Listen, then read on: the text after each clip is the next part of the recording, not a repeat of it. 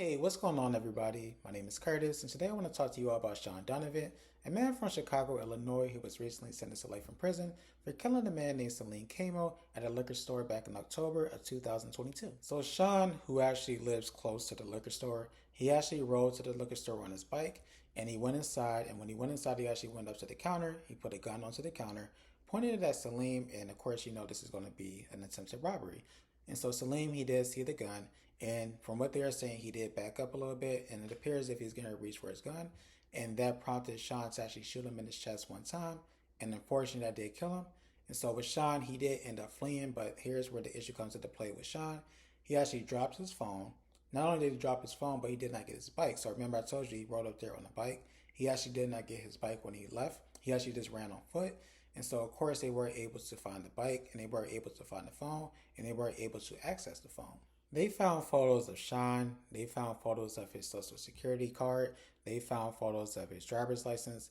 And they also found a picture of a gun that actually resembled the one that was used at the scene of the crime. So, of course, you know, he was pretty much cooked at that point. Sean's response to them finding the phone was just like, look, when it comes to my phone, I actually lost it. So I actually live close to the store. So as I was walking by, I must have dropped it. But as far as like me committing a murder, me committing this crime, I have nothing to do with it. It has nothing to do with me. Like, please do not pin this on me because I didn't have anything to do with it. Well, unfortunately for Sean, and fortunately for the community and also for Celine's family, there was surveillance footage. So not only was there surveillance footage on the inside of the store, but there was surveillance footage on the outside.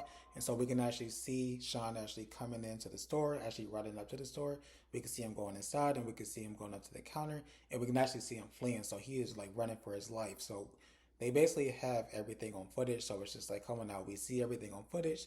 We can match everything up, and we can see that that's you.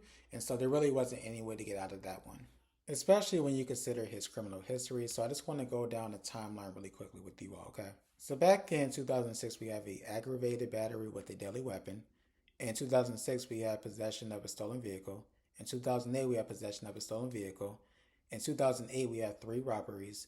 And then in 2018, we have unauthorized use of a vehicle. So as you all can see, he likes to either steal vehicles, or he likes to drive around in stolen vehicles. He likes to assault people. He likes to rob people. Like, that's just his thing. Now, in regards to this particular incident, he was convicted back in May. So he was convicted for the following. So, of course, he was convicted for murder, but he was also convicted for attempted robbery, and he was sentenced to life in prison this week. This is such a sad situation, even when you look at it from Sean's perspective, because, you know, he is a vet, so you would think that his life would have been on the up and up, everything would have been great, but unfortunately, he fell on hard times, and he had to go to stores doing some of the things that he did, and then, of course, you know, stealing vehicles and assaulting people, so his life did not pan out the way that it should have.